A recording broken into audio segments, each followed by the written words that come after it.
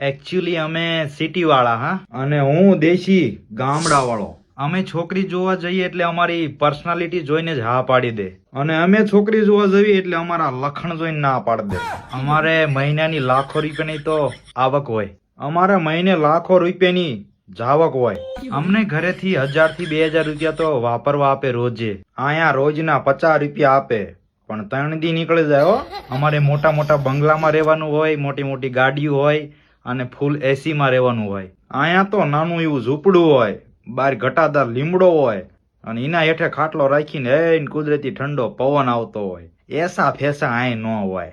અમે પપ્પાનું કીધું કરીએ જ નહીં, અમારે મન ફાવે એ કરીએ, મન ફાવે એ ઘૂમીએ. અહીંયા બાપાનું કીધું ન કર્યું એટલે કાં છૂટું સપલું આવે ને કાં છૂટું જોડું આવે. અમે ઊંચી ડિગ્રી કરેલા, ભણેલા ગણેલા, અને ક્યાંય પાછા ના પડીએ. અમે હાવ ઠોઠ છેલ્લી બેન્ચે બેહવા વાળા, પણ કોઠા હુઈ વાળા હો. તમારી જેવાને ગોથા ખવરાય નાખવી પાકું. અમે વર્ષે તો વિદેશના ટૂર ઉપર જઈએ. અમે વર્ષે માતાજીના માંડવામાં જઈએ હો. અમે 6 મહિને એક 4 વ્હીલ ગાડી ફેરવી નાખીએ. અમે 6 મહિનામાં ગાડીનું ઓઇલ બદલવી.